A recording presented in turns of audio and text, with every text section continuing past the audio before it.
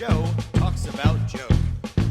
And now, your host, Joe Slepsky. Hello again, everybody, and welcome back to Joe on Joe. It's me, your host, Joe Slepsky, and we're back this week to have another episode of Joe on Joe Illustrated, and we're talking about G.I. Joe in 3D. I want to welcome all you new listeners, all you old listeners. Remember, this is the podcast where we've covered every episode of the Sunbow Show, the DIC show, even Extreme.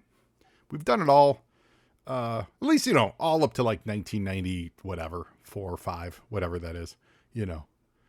There's a big mid-90s hurdle I need to get over and make it really, it's like a mental block I have. I don't want to jump to like Spy Troops and all that stuff.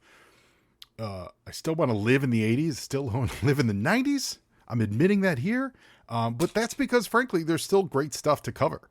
I don't want to go too far because, like this week, we're covering G.I. Joe in 3D, which is a great comic book and, needs to be covered. So we'll eventually get to that other stuff. But until then, we're talking today, G.I. Joe 3D issue number 2.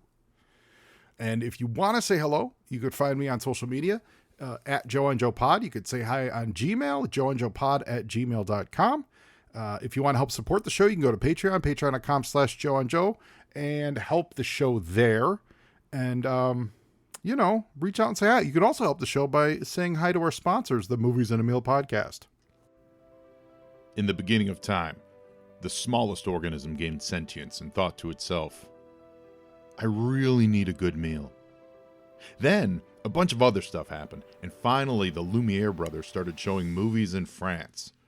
This was all the inspiration that fellow broadcasters Brad, Keith, and Ben needed to combine these two primal needs into the Movies and a Meal podcast. The Movies and a Meal is one of the most casual and relaxing film talk podcasts you could ever listen to.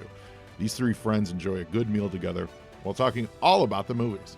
And not just reviews, they do favorite lists, comparison discussions, genre talks, anything and everything that you can think of. They've even broken their solemn promise inherent in the name and branched out into TV talk. So I love the variety of films they bring to the table. They cover new releases, classics, cult films, often in one episode. It's really a delight to listen to, and it has something for every movie fan out there to enjoy.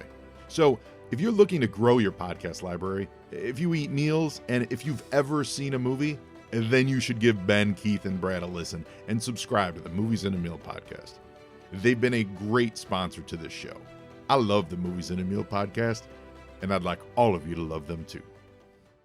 Before we dive into G.I. Joe in 3D number 2, just hours ago, Clutch showed up on my doorstep in his vamp, his classified vamp, classified Clutch. That thing's a beast. It's awesome. I love it. So excited. I know a lot of you guys are starting to get yours this week. There's a bunch of other stuff shipping too. I think it was, what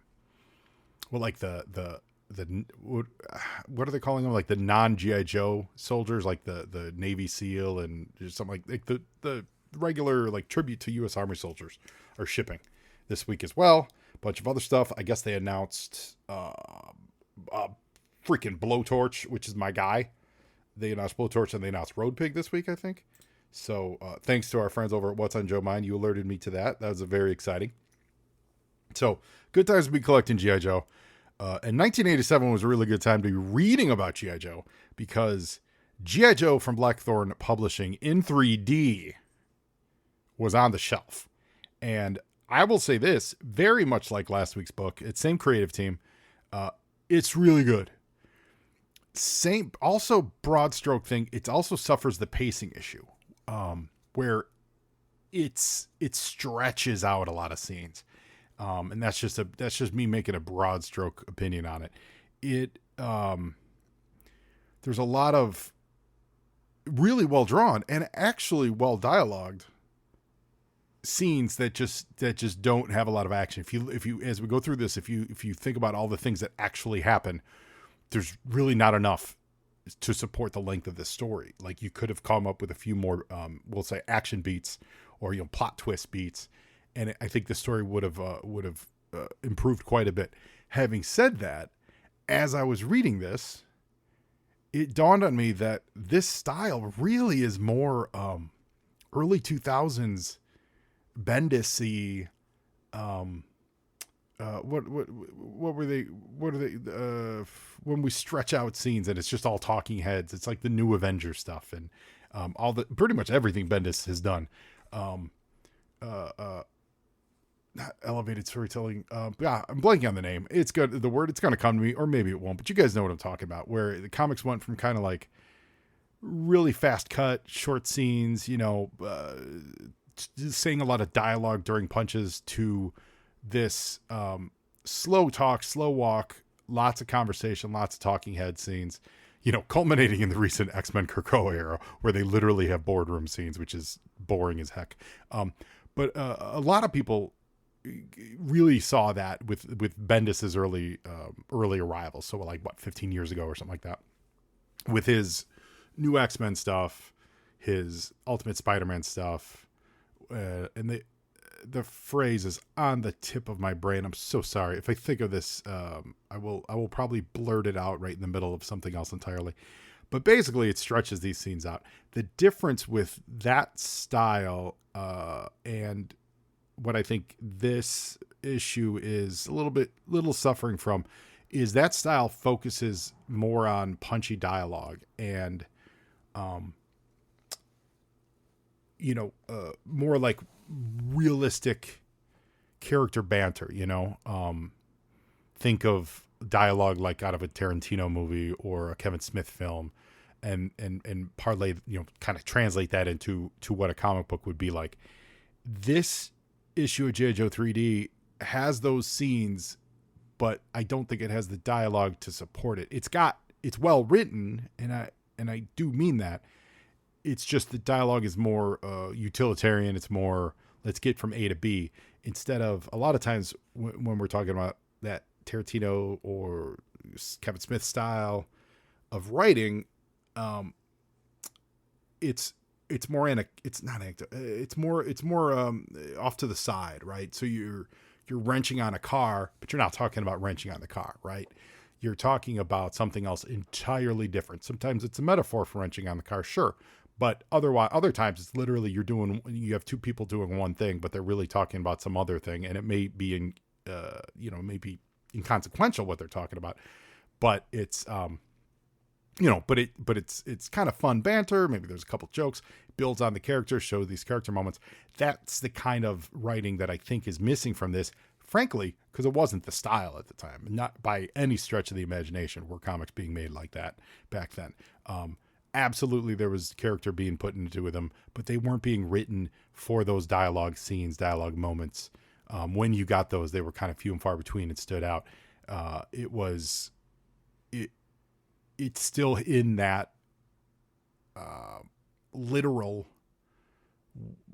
dialogue frame of this is what's happening in the panel, where you're using the dialogue to kind of explain some of the action instead of this, we'll call it Bendis style that I'm talking about, where there really is no action. There's very little action, and it's just more using the dialogue to carry the plot, but sometimes just the characterization, and sometimes just there to get out a fun conversation.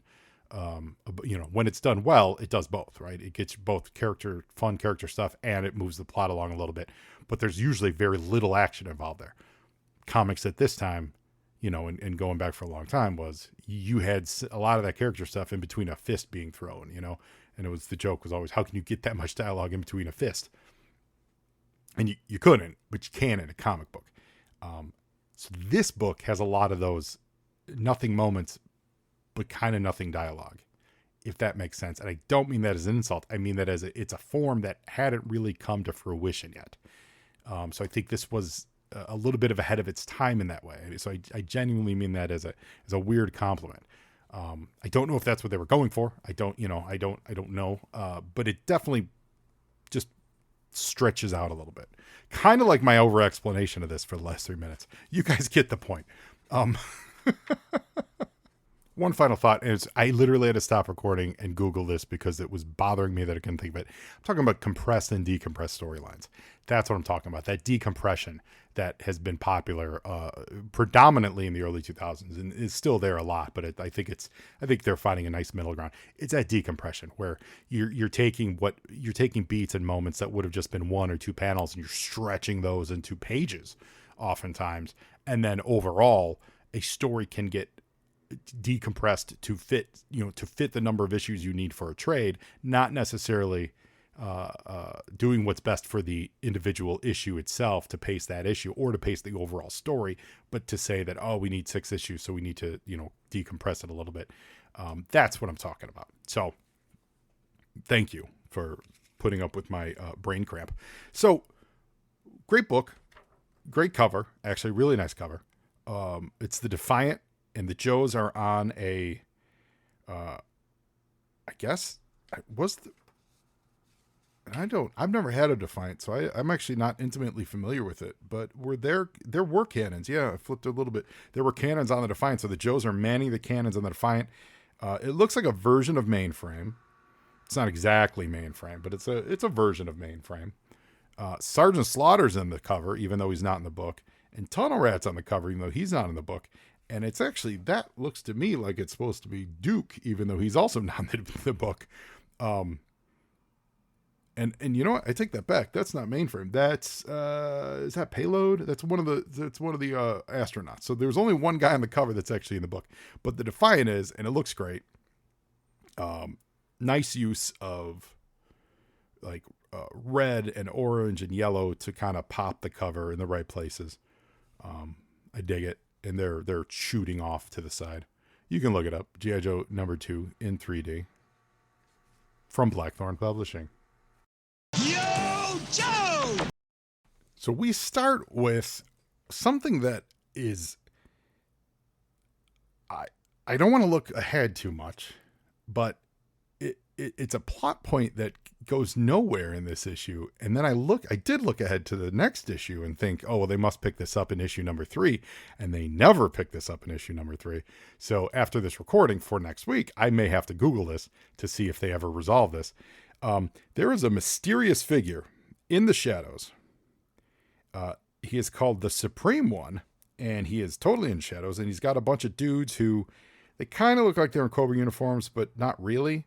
But they're in Cobra-esque uniforms, and they say, the test may begin at any time. He says, excellent.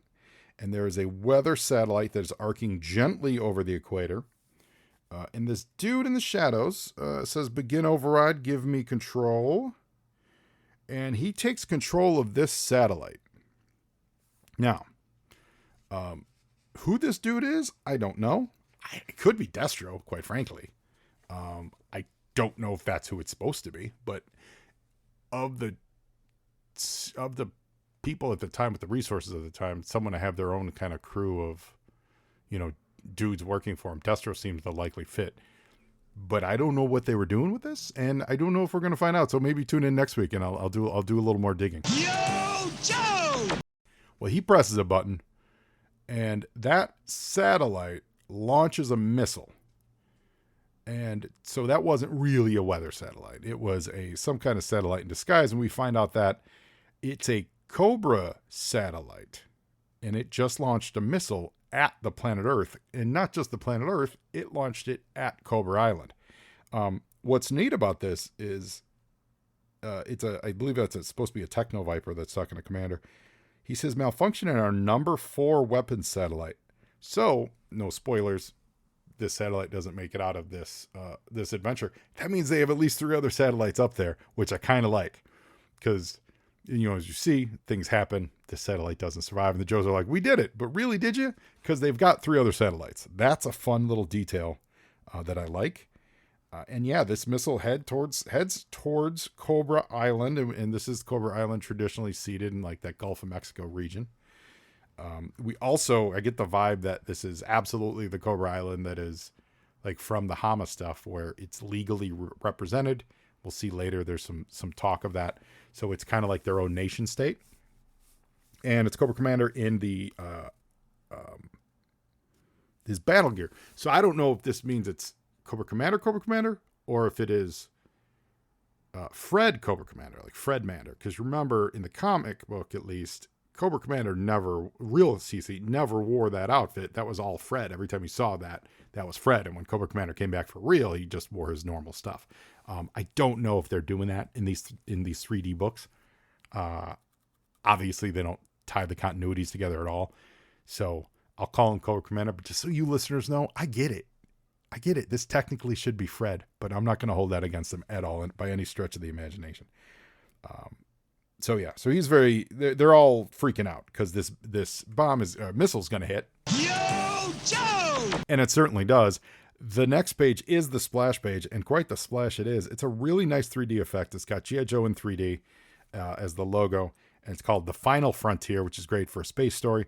It's got the story by John Stevenson, pencils E.R. Cruz, inks Adrian Morrow, letters David Cody Weiss, and the 3D process was done by the Fearless Fritches. This explosion is fun and it works, and it's got a great sound effect, like kafroom over top. It's not blowing up anything recognizable. So there's just kind of like some weird bunker that's just exploding. So it 100% works, but it's not like we're seeing a terror drone blow up. That would have been really cool to see, like a terror drone in 3D exploding. That would have been neat. Yo, Joe! So now this is where we start, like a couple pages of that decompressed storytelling that I was talking about earlier. I read this in 3D already, so I'm going to take my 3D glasses off because, again, like last week, it's hard to read this and record because I'm an old man. So we're at the Kennedy Center, Space Canaveral, Florida, and they've noticed that there's a giant explosion on Cobra Island. It's the Joes. Mainframe's there. There's a general there, and I don't know if it's General Flake. They don't really name him, but he is talking to Hawk, and it's Mainframe and Dial Tone are there. They're the ones that noticed the explosion. They haven't heard anything from him. Cruz does a nice job with setting the atmosphere here. There's a lot of 3D effects with just dudes standing around. The general like pops over them, and in choosing how to draw it by making him in the foreground, he just looms larger, as more of an authority figure over these guys. And you throw in the 3D effect, it works really nice. They're also just surrounded by random comic book computer equipment, so that's fun. And they need answers. Yo, Joe!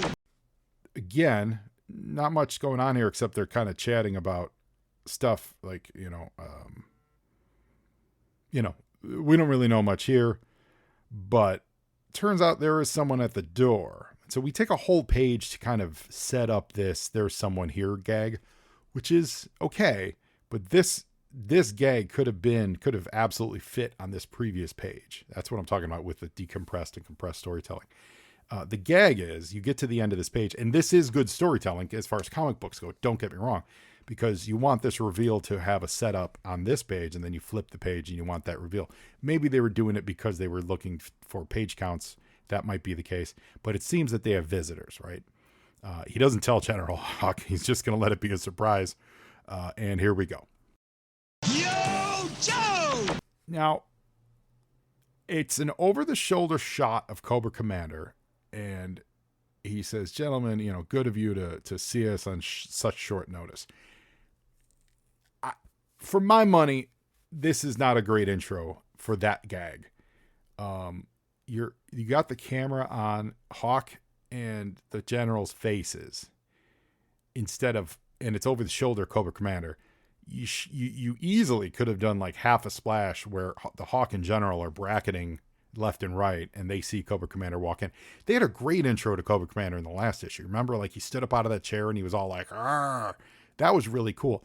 That style of intro could have been used here. I think it loses some of the punch when you went to all the effort of setting it up on the previous page. So it was great setup, and I think the landing they missed a little bit here. But it's Cobra Commander and a bunch of Techno Vipers. Hawk's pretty upset, which is, there's a part of me that goes that Hawk's got to be upset because literally the General 30 seconds ago could have given him a warning, but it's like the General purposely kept it from him just so he could see the reaction. That's kind of funny. But Cobra Commander is the one saying that they have a crisis, and this is where he brings in his lawyer. He says his lawyer will elaborate. The lawyer's name is Hindman. Yo, Joe! Now, there's a big dialogue dump here. There's a lot of text here. And this is all exposition that we know that it just takes up a lot of space for something that the reader already knows. But he says, in a nutshell, and then proceeds to not be in a nutshell. Our weather satellite experienced a minor malfunction, the result of which was a piece of jettisoned. Said piece impacted was a piece was jettisoned. Said piece impacted Earth on Cobra Island. We have received information that your government is entertaining the idea of removing our satellite from space. I have a federal restraining order restricting any interference with Cobra property. You will not impede our efforts to correct the malfunction in any way. They're doing a couple of things there. He is saying the lawyer is lying, saying that it was like a jettison piece instead of a missile, because they don't want to admit that it's a missile in the sky. So I get that, and that's fun. And I love the lawyer part. Like, that's great. And that's the part that makes me think this is the established universe where they're a legal entity. Extensive Enterprises filed the stuff with like the United Nations and all that stuff. So I really dig that a lot. Just feels like the pacing's off. The general gets very upset about this in the implications that they're going to impede Cobra's effort to correct the situation. But while they're yammering, we cut back to this mysterious dude that says, he says, initiate phase 2, and someone presses a button. I think these mysterious cutaways, because they happen a couple more times, I do think they need a little caption that says elsewhere, or meanwhile, or on the other side of the world, something like that, just to denote for us that it's shifting gears, because there's really, especially without color, and I think we touched on this last time, there was really nothing to denote the shift from where they're arguing at Cape Canaveral to wherever this is with this mystery guy. Yo, Joe! So now another missile is fired from that Cobra satellite. And this time, it looks like the general is screaming about it. All personnel red alert. They're saying, "Oh, is this another malfunction, Cobra Commander?" And basically calling him on his bluff. And they're trying to figure out where this is going to land. And Mainframe's got an answer for Hawk. He says, point of impact is projected to be downtown New York. That's quite shocking. Yo, Joe! Oh, it's General Johnson. That's interesting. So that's the first time we've heard his name. I don't know who that is. I don't recall the General Johnson. But he's asking about their like the missile interception systems that the U.S. government has, and he's asking, like, what's up? So they're gonna get launched, and they're gonna track that missile. Cobra Commander is screaming about it. That missile belongs to Cobra. Hawk says, "Send me a bill." And then while he says that, we then cut to that mysterious guy saying phase 3. So again, suffering a little bit from being in full black and white. However, I got some thoughts about the black and white I think are used really well in this issue. Yo, Joe! Safely miles above Earth, we had another big explosion, and the Joes are cheering.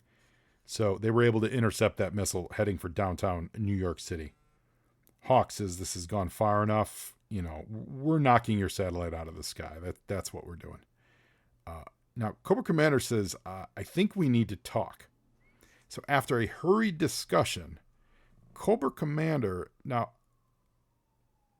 says, "Very well, we agree with your assessment. However, since it is Cobra property, we will join you in the retrieval mission." So Cobra Commander says we need to talk, but we never really see what the heated discussion is.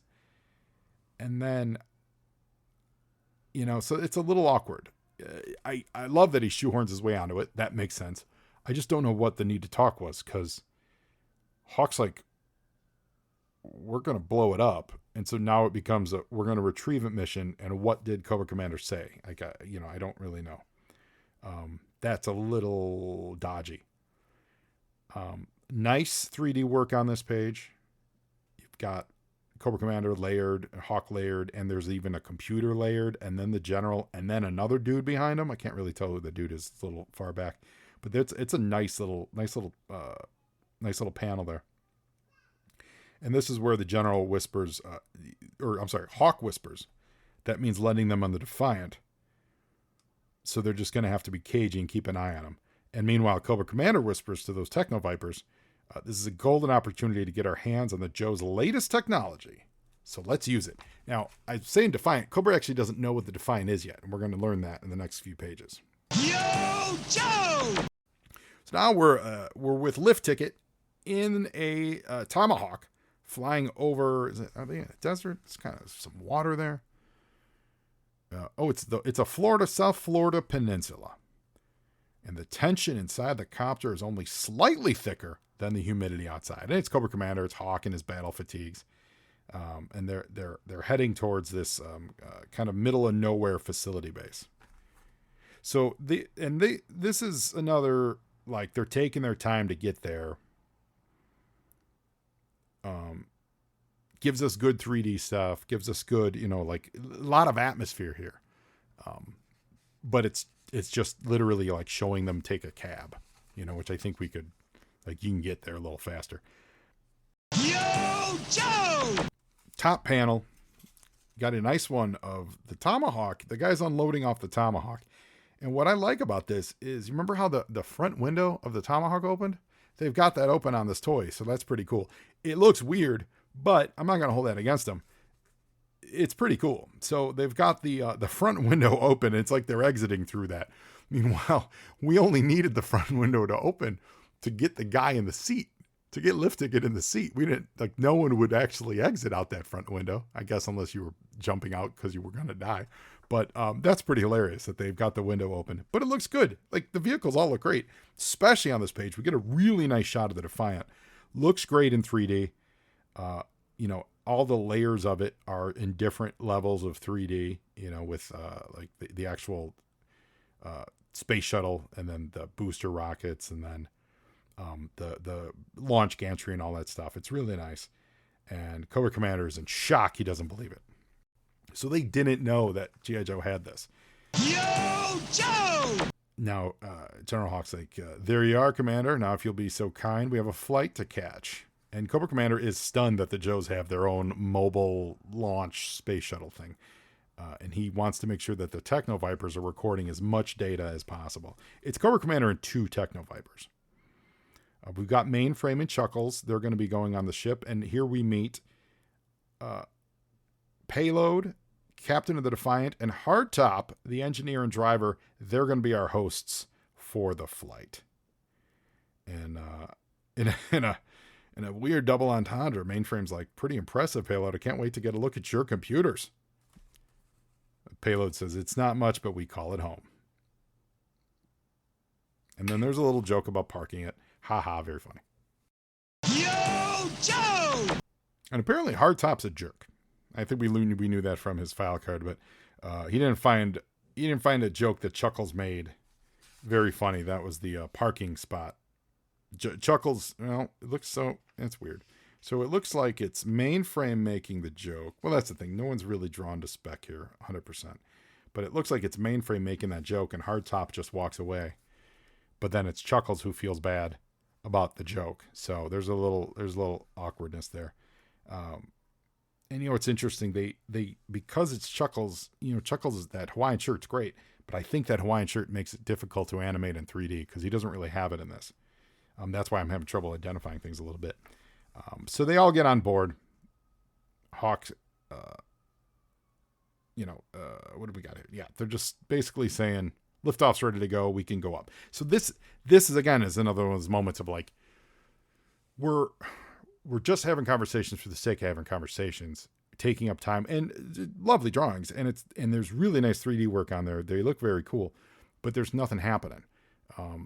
You could achieve this real quick and get up to space, and get a little bit more action, get another like twist in the story beat going on, and save a few pages with some of this, hey, get in, this looks great, all right, let's go find a seat kind of conversation.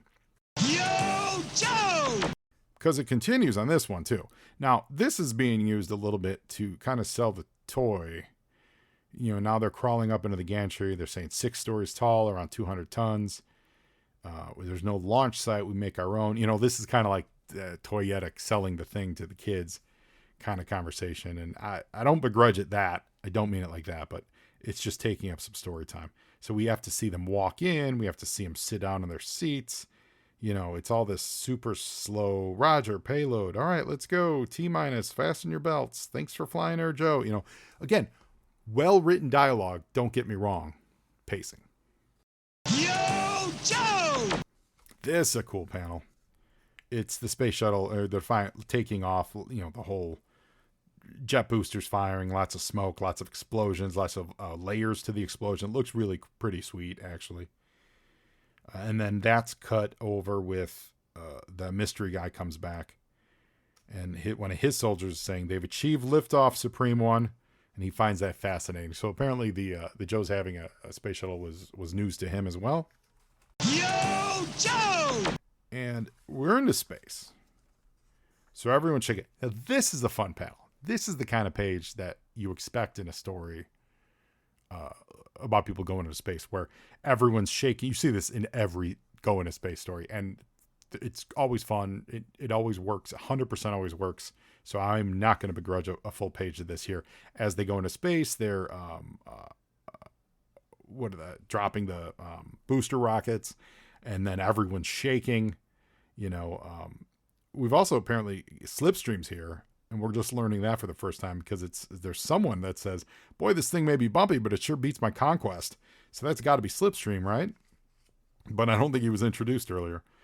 Cobra Commander is about to lose his lunch. That's all great. That's fun. So this page I love. This page really works. We get a vomit noise from Cobra Commander as they breach the atmosphere. It's really good. Yo, Joe! And here we go. I'm sorry. This is the page where they separate. So now we got a whole nother page just about separating the boosters.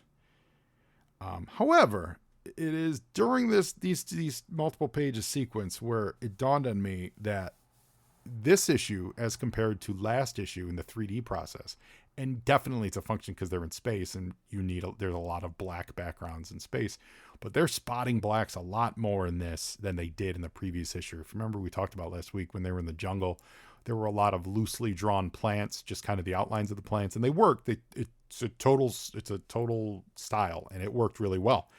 But in this case, because they're going to be in space, there's a lot of blacks being spotted in the artwork, and I think it looks great. I think it just absolutely works. I think it really gives a dynamite pop to the pages, like all the pages. And it's not just in space that they're using this heavier style. When you go back a few pages, and one of those let's get on the shuttle pages that took a little bit, he just does really nice work with using shadows, like on the backs of Cobra Commander. There's a shadow on the gantry that breaks the page up very nicely. This feels like he learned from doing the first issue, is what it feels like. Or he absolutely knew what he was doing both times, and he just decided to go with a heavier brush, in this iteration. I don't want to get behind the head of the, but my opinion, I prefer this better. I think the heavier, because you're basically looking at, even though it's not 3D, it's red and blue, not black and white, it's red and blue, but it essentially becomes 3D when you're looking at it. And when 3D art has those heavy blacks, I think it pops so much better. When art has, I'm going to try to spit that out. When black and white art uses really nicely spotted blacks on the page, it works much better. So because this 3D essentially is black and white art, I prefer this one versus the look of the previous issue. And we'll see how next week how that issue turns out. But so far, I like this style a lot more. So they're separating the boosters here, and Cobra Commander is saying to the Techno Viper, basically, be on alert. Yo, Joe! This is a cool shot. It's a really nice panel. It's the Defiant cutting through the space night sky, and I think he's cutting across. I gotta be honest, I'm not sure what he's cutting across, but it looks gorgeous. The effect is he might be cutting in front of the sun, and the camera might be on the surface of the moon, like the artistic camera, might be on the surface of the moon watching this as he cuts across the moon, between the moon and the sun, on the way to the satellite. Or it might be on the moon and we're in front of the Earth, and they just didn't put the details of the Earth. Or it might not be on the moon at all. It might be on some random asteroid because looks like there's some type of land in the bottom of this panel to give it to where this camera's positioned, to give it some framework to it. But either way, it's a nice little panel. I really like it. And this choice of just doing a straight flat circle behind the Defiant, the right choice, because if you do any detail, like let's say it's supposed to be the Earth and you drew all the continents, or let's say it's supposed to be the moon and you draw all the little impact craters and all that stuff, it detracts from what the Defiant's doing. So it's a nice panel. If you're following along, I think you'll see what I'm talking about. And then we get the Joes are going out. They don't wait. Now this is where they don't waste any time. They're in space and now they're at the satellite. That's great. Is it payload? Payload's going out. Yeah, this issue, just like the previous one, they don't do a great job of reiterating names, which is fine because that is a little more sophisticated than calling someone's name every single time. But I think that's payload that's going out. He's doing a spacewalk, or they call it an EVA. Yeah, he's going EVA. And as he gets outside, Cobra Commander says, "This is our moment." Yo, Joe! So this another cool panel. It's a really nice panel. And Cruz does a really nice job. He did it last issue as well, of knowing when to break the panels up, so it's not a full square. And he uses like the outline of Hawk's body to kind of pop it, to break the frame. And then he uses the other Joe's bodies to kind of fill in the bottom of the frame. And then he's also doing in this issue, he's also doing a lot of insert frames, which he has on this page as well. Solid storytelling there, and great, the kind of camera angle stuff that I love, where he's working as an editor, choosing what to show you on the page instead of walking you hand in hand, like walking you through the moments of action. He's letting your brain fill in the moments of action by cutting from panel to panel. You see the guy in space, then you cut to the Joe's close-up, then you cut to Cobra Commander, then you cut to them all, and then you cut to a Joe in close-up, right? With a lot of that decompressed storyline and a lot of modern storytelling, you'll see the same talking heads, and they're drawn a little different. They might be in a different position. They might be a little different here or there, but pretty much you'll see the same 2 or 3 or 4 people in a scene in the same positions just to get out all this dialogue. He's not doing that with this. Like, he's visually moving the camera for you, putting it in interesting places to get me excited about the people that are taking the focus of the moment. That is the kind of storytelling I think a lot of modern comic books lack. They cut to giant action people flying instead of cutting to the scene of giant action people, of giant people throwing fists and things like that, right? He's cutting to the scene of what's happening here, even though he is dealing with people just standing around kind of chatting. He's moving the camera to keep it interesting. Hope that made sense. I feel like it sounded a little roundabout. Yo, Joe! But Cobra Commander is taking over. I'm sorry, I forgot to leave that out. I left that out. Yeah, the Cobra Commander pulled some guns. We don't really know where they got it from, but frankly, we don't care. And that's what's great. Now the pacing for that is great. I don't care where they got the guns. They obviously found them. They found them. They smuggled them. They figured it out. So on this page, Hardtop's still out there, and outside rather, and he's aware that Cobra has taken over, so he's in a spot of trouble. And very quickly though, and this is what I mean with pacing. Cobra has taken over the shuttle, and they lose control of taking over the shuttle in 3/4 of a page. They take it over on the final quarter of the previous page, and by the final third of the previous page, and so I guess in one page, 2/3 of this page, Cobra has now lost control again. In a fun way. I don't know who did that again. I'm not sure which Joe did it, because I guess it's Hardtop. He says, "Sorry, Commander, I've just activated our new damper. It cancels any non-Joe equipment. That includes any recording device you may have snuck aboard." So Cobra Commander is not able to record anything. He's also not able to use their weapons. So now they don't have any weapons, but like, that's a fun beat. Cobra takes over. What do? Nope. Joe solved it within a page. But as this is happening, there's a power overload on the Cobra satellite.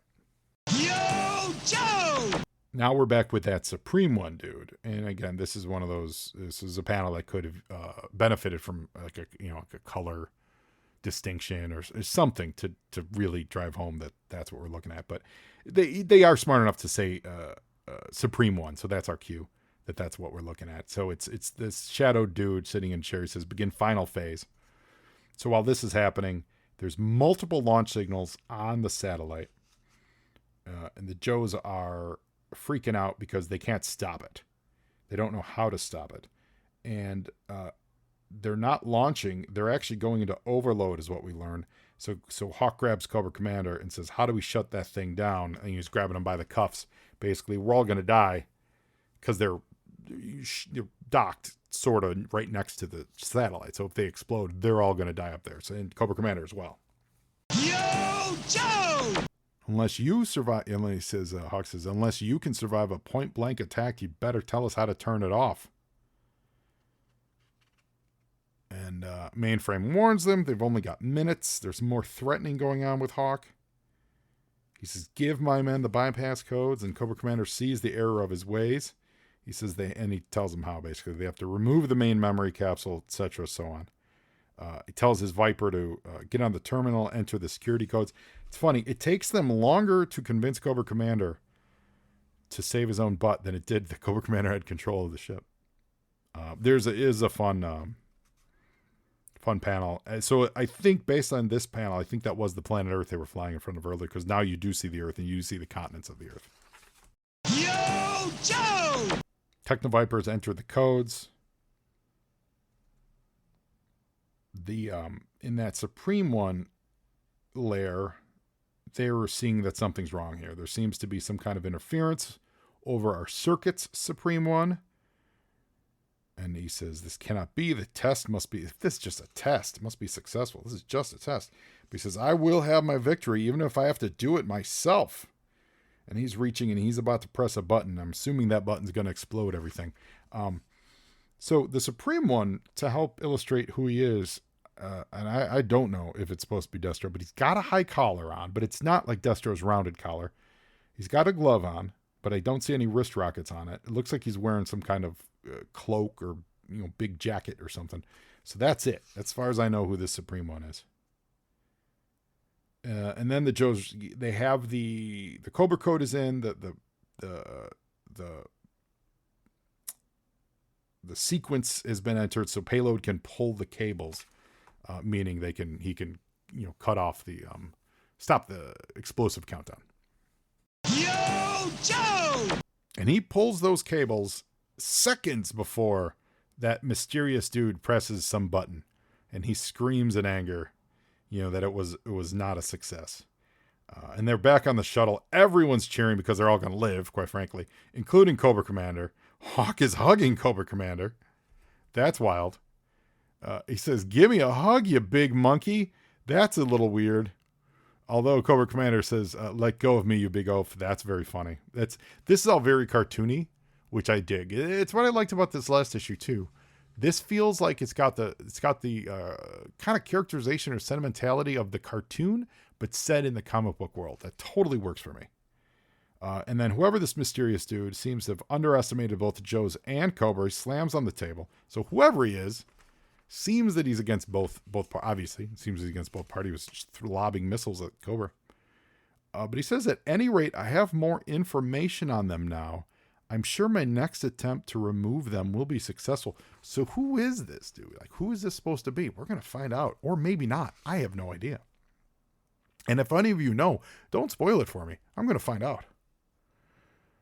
So now we're back on the we're back on the shuttle.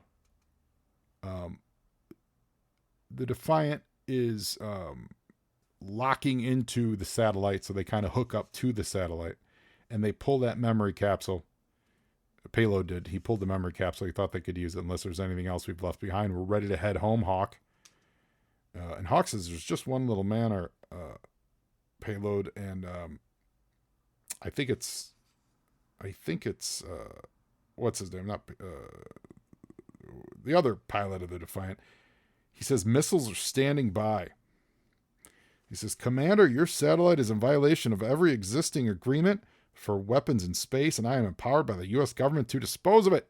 Commander is very upset about that. And they're going to disconnect the satellite and then blow it out of the sky, shoot some missiles at it.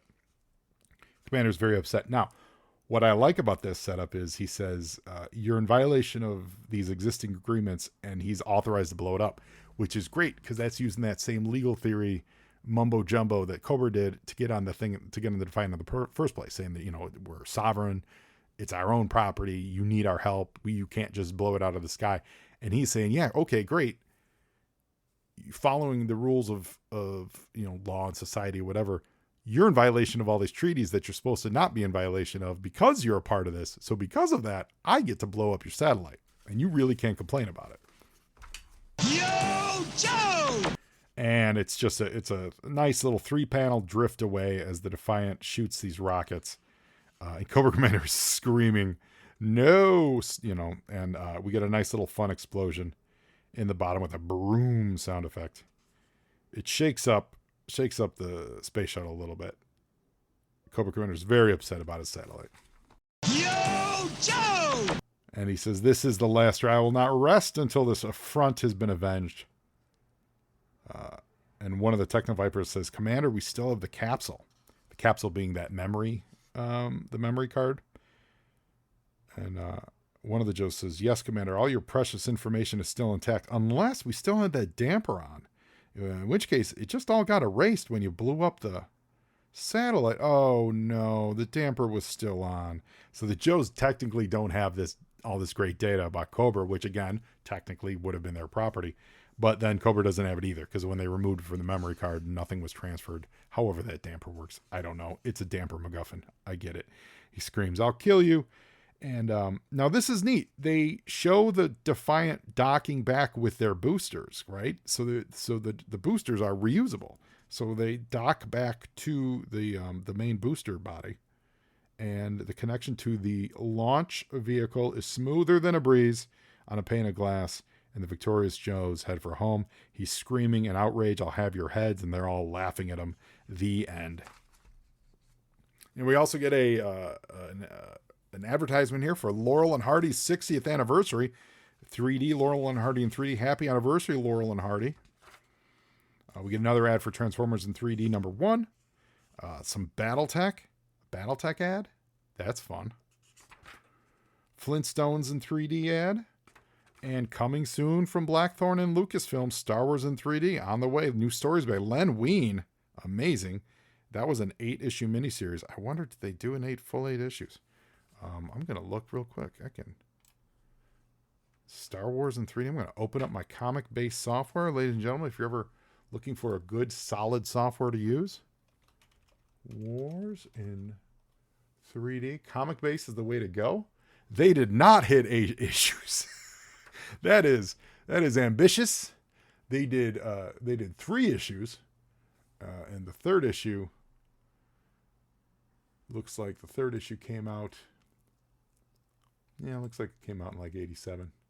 But they did 3 issues of Star Wars in 3D. I think I've come across these at some point or another. It doesn't look like I have them in my collection at this point.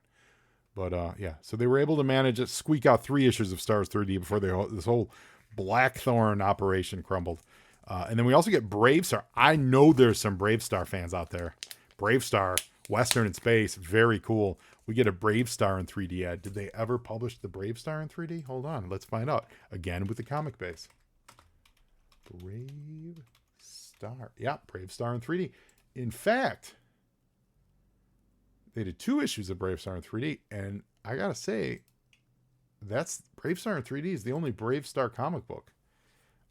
I feel like that's a property that someone should pick up and do some cool stuff with. But anyway, this isn't Joe on Brave Star. This is Joe on Joe. So man, I hope you all enjoyed this issue so much. I did. I do love it. I think it's great. I think it could make use of the space a little more. I think there could have been some more excitement with Cobra taking control of the shuttle. Just some more action in in that regard. It's pretty point A to point B to point C. And then I want to know who this mystery guy is. And quite frankly, I don't have any faith that we're ever going to find out who the mystery guy is. But we'll find out. We'll see. Or we won't find out. I don't know. We'll Google it. And you guys are great. And now you, Joe. And Joeing is half the battle.